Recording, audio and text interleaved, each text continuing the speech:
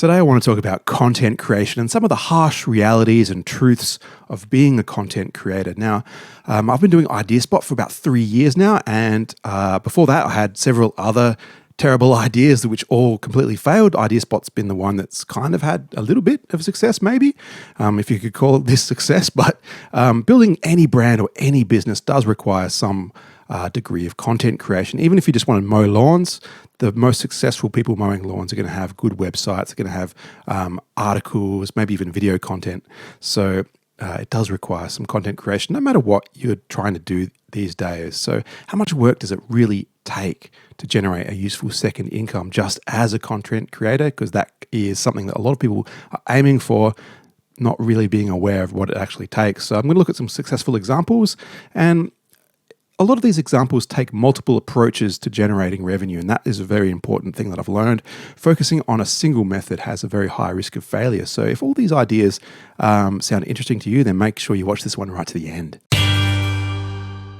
Let's start with blogging, because we talk about blogging a lot on this channel. A lot of the topics are about WordPress, which is a blogging platform. You probably need to do a lot of work up front if you're hoping to generate any sort of revenue with blogging. We're talking about 40 to 50 pieces of very high quality content. So that is to even start making anything resembling a second income here. So over on ProBlogger.com, they did a survey of their readers. How much money are you actually making blogging? Most people aren't really making anything. So more than, I think it looks like about 60% of people here are making less than $100 a month. So that is just not enough to do anything more than a hobby. And then there's this 4% who are doing very well, 9% are doing okay. So these are the sort of the 13% where you'd actually do it full time. But for the most part, it is a hobby or it is a supplement to an existing business strategy. So what I want to highlight here, blogging by itself probably not going to be successful unless you're combining it with some other strategies. So choose something that you have personal experience with, personal authority, or some way of adding value that other people can't bring. And if you want to do blogging seriously, you're going to take between 9 to 24 months to create that much quality content. And you've got to be ready to work practically unpaid for 1 or 2 years before you see results from your blog. So it's just not easy.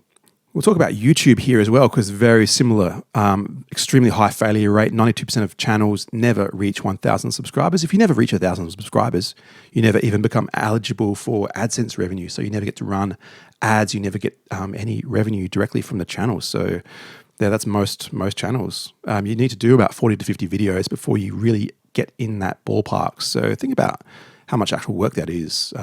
Most people are just not going to be capable of creating that much quality content. Less than 2% reach 10K, less than 0.3% reach 100K. And I think 100K is where you sort of, in most niches, that's where you can sort of look at becoming a full-time content creator. 10K, depending on your niche, you can make a useful second income, but yeah, it's not really enough to put food on the table, honestly. But like I said, with blogging, combining the YouTube with another business strategy, that can have success. And let's look at some examples. So first example is this kid, Financial Wolf. Now, he's doing really well. He's picked, obviously, a profitable niche, talking about finance, 151,000 subscribers, only 19 years old. Let's actually look at how he got started, because he's actually left all his old videos on here. And you can see the first 30 videos he made are completely failures, basically. A lot of these things, he doesn't have the experience or the trustworthiness to be talking about how to make $10,000 a month as a kid, or, become a millionaire on the stock market. No one's going to trust this stuff. It's not until about 30 videos in where he makes a video about phone flipping for beginners, where it's actually pretty useful content. That does trigger the algorithm. It gets some views. And from there, he's able to grow the channel. And then later on, he creates some more useful videos and manages to leverage that audience into a pretty successful channel where he does basic viral content, where he tries different ideas and talks about the experience. And so my point is, this kid was never originally successful as a YouTuber, but he did find some success and some experience just buying and selling secondhand phones. And that was where he got experience. That's where he created trust. And that's where he got some authoritativeness, because he actually did this thing and talked about the results of doing this business strategy, turned the experience into a YouTube channel. And now he's much more successful doing YouTube than he ever was buying and selling secondhand phones. Now, that really brings us to our next point. Your experience is more valuable than your results. So when it comes to content creation, the Google and the YouTube algorithms reward people who demonstrate experience. So generally, a creator is going to make more income from documenting their experience than they ever made from the experience itself. I'll give you another good example. With the same kid, I spent $1,000 to start Shopify dropshipping. So let's have a look at that one. So I'll link this one in the description. I spent $1,000 to start dropshipping, but I'm not going to play it here. What I'll do is just talk about what the results were. That was a really cool video because what he did was he documented exactly what happened. So he took $1,000, bought a course, spent some money on Facebook ads, and at the end of the day, he ended up losing around $200 or $300. So it was a minor failure. He did learn a few things, but after he learned those things, he made the video.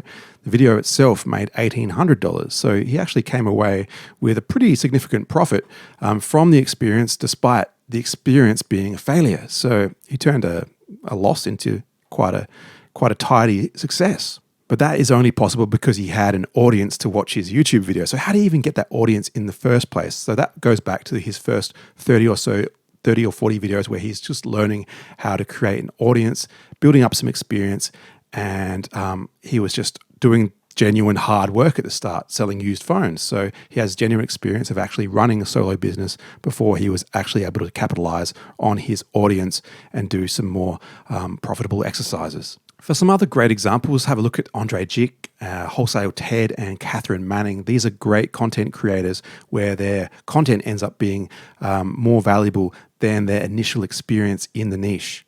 So Andre Jick, exceptionally successful in the world of personal finance, doesn't seem to have any formal qualifications or history of being a successful investor, but he was able to combine his own experience of being involved in film and performance into a good YouTube channel. And he did have some initial experience doing his own personal finance and his own personal investing. And combining all these experiences together, exceptionally good content. Wholesale Ted in e-commerce is another great example. This one has a really good blog, has very good digital products, and a good YouTube channel. Combining all these together, exceptionally successful. And she didn't start out being a content creator. She started out working a regular job in tech and also just buying and selling computer games on the side. So she really had some good grassroots experience to build on to build towards becoming a successful content creator. Catherine Manning is one that I like to watch sometimes as well. She had a job a long time ago working as a content marketer, and now she has a blog, she has a YouTube channel, she has an e-commerce business, and she also has online courses. So combining a lot of things together, exceptionally successful as well. She also does a lot of affiliate marketing for software, so that can be another great way of monetizing your audience. I do a little bit of that myself on the channel as well, if you might have noticed. A lot of links in the description. So getting an audience and getting revenue are completely separated things usually, and I think affiliate marketing is a good way of linking those things together. So when it actually comes to getting started, for the first 2 or 3 years, you're going to need other streams of income while you grow an audience. And so that probably means having a job. So in reality, you need to pay bills while you work on your side projects. So if possible, have content that is related to your job. So that makes the experience an authenticness and trustworthiness factor all that much higher. So some really great examples of this is Linus Tech Tips and Graham Stephan. So Linus is obviously probably the most influential tech influencer in the world. He started out just working in a computer shop.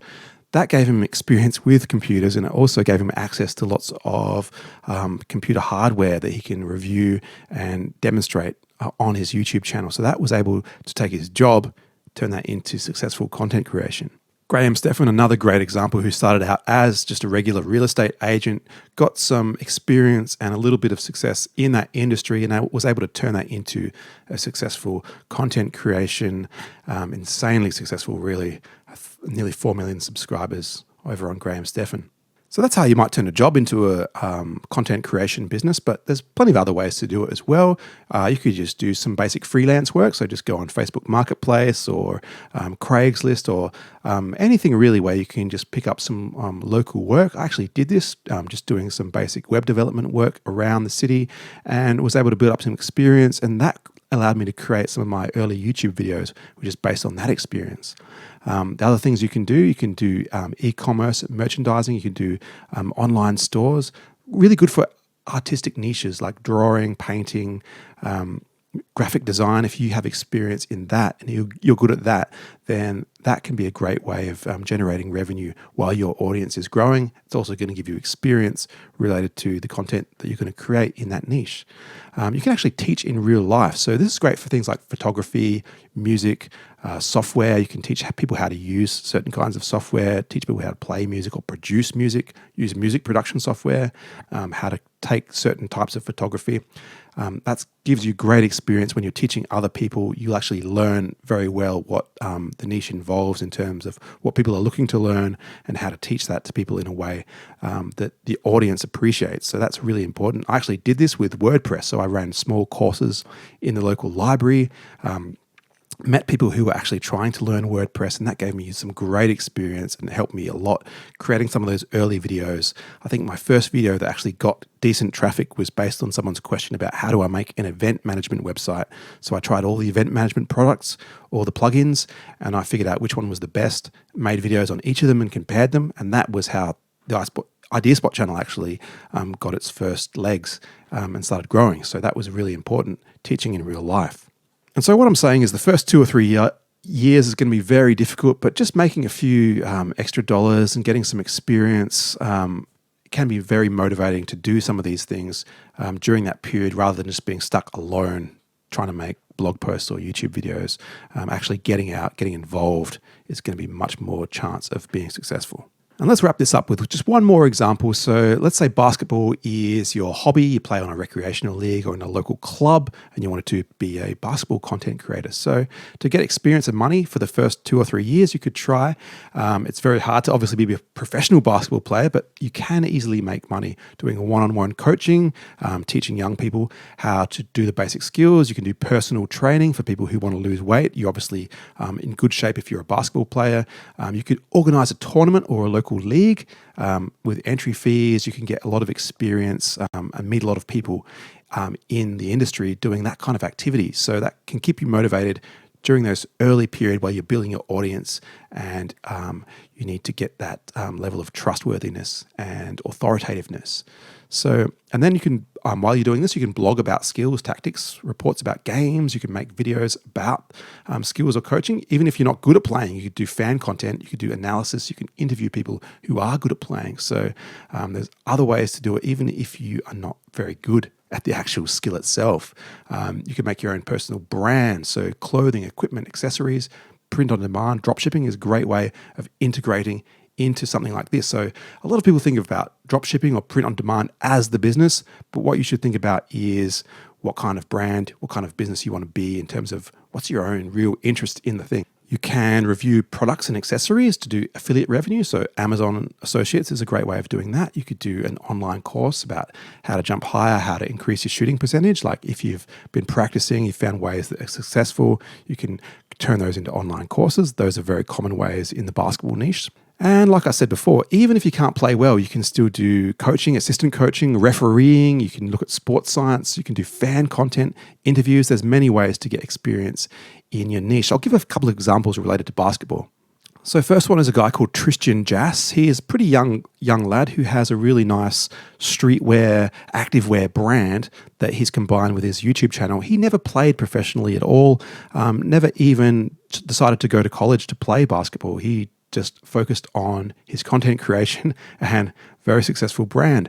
The other one, Jimmy High Roller, he doesn't even show his face. He doesn't even play basketball. He just edits existing video and he talks about the history of basketball, history of certain players, very interesting storyteller. So even without playing basketball or filming anything himself, extremely successful, 2 million subscribers. So as long as you're interested enough and you're willing to put in a lot of work, it doesn't really matter what you're going to do. You can find some success in terms of content marketing. So that pretty much wraps it up. There's really just those 3 steps. So get some experience, document the experience, and that builds your audience. And then once you've got an audience, you can monetize the audience. So a lot of work doing those 3 steps, but it is very simple. You can see lots of other people and the way they've done that during this video. So let me know if that was useful in the comments, if you have any questions. But thanks for watching. I'll see you next time.